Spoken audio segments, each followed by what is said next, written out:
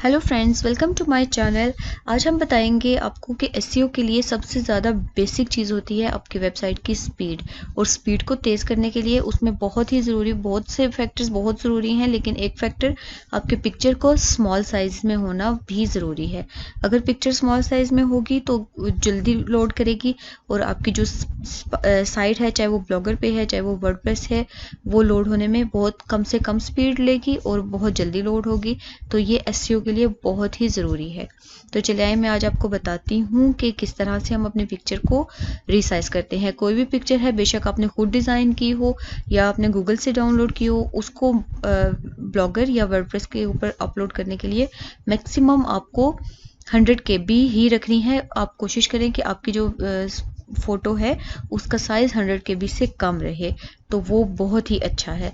अभी मैं आपको बताती हूँ कि हम फोटोशॉप के अंदर पिक्चर को रिसाइज कैसे करते हैं। आप इसको ब्लॉगर और वर्डप्रेस के लिए भी यूज़ कर सकते हैं और उसके अलावा भी अदर पर्पसेस के लिए अगर आपको अपनी पिक्चर का साइज़ को रिसाइज करना है तो आप इस तरह से फोटोशॉप में बहुत ही आसानी से 2-3-4 सेकंड के अंदर आप अपनी पिक्चर को रिसाइज कर सकते हैं।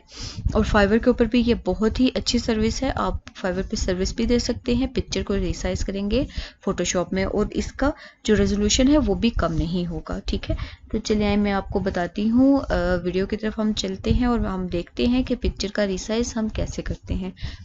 मैंने फोटोशॉप को ओपन किया हुआ है। ये एक ब्लैंक मेरे पास पेज है, अभी यहाँ पे कुछ भी नहीं है, अनटाइटल्ड पेज है और यहाँ से मैं आपको एक पिक्चर रिसाइज करके दिखाऊंगी। तो सबसे पहले हमें यहाँ ऊपर फाइल पे क्लिक करना है और उसके बाद हमें ओपन पे क्लिक कर देना है।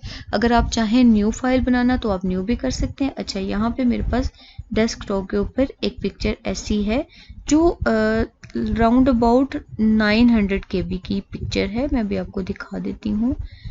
यहाँ से हम थोड़ा सा इसको बाकी भी देख लेते हैं। ये तो छोटी पिक्चर्स हैं, लेकिन यहाँ पे मेरे पास एक पिक्चर है वो काफ़ी हैवी साइज़ की है। मैं आपको वही वाली पिक्चर रिसाइज करके दिखा देती हूँ। तो यहीं पे वो पिक्चर होनी चाहिए, आई थिंक ये है, देखें यही वाली है। ठीक है, विंडो विस्टा ISO। अच्छा, यहाँ पे ये 993 KB की है, यानी कि 993 KB की पिक्चर है। ठीक है, अभी हमें इसको करना है रिसाइज हम इसको करेंगे तो मैं आपको बताती हूँ कि मुझे अब सिंपल है, बहुत ही सिंपल, बिल्कुल आसान। पिक्चर को मैंने ओपन किया, अब हम इसको सेव करेंगे। ठीक है, बस ये सेव एज किया।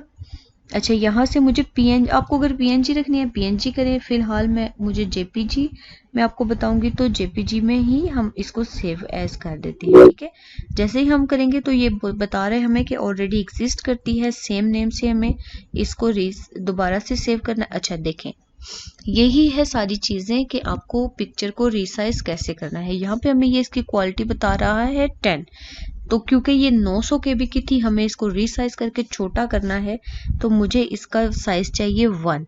अच्छा, मुझे इसकी रेजोल्यूशन चाहिए 1। देखें, स्मॉल फाइल साइज हो गया और यहाँ पे देखें ये हमें प्रीव्यू बता रहा है 50.8 KB।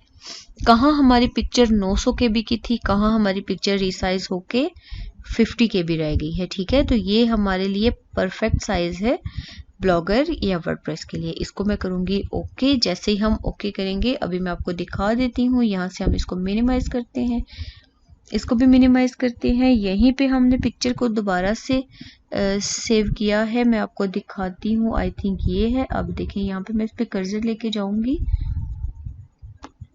कर्सर पे अभी क्योंकि सिस्टम स्लो है तो मैं आपको यहाँ पे इस पिक्चर की प्रॉपर्टीज खोल के दिखा देती हूँ।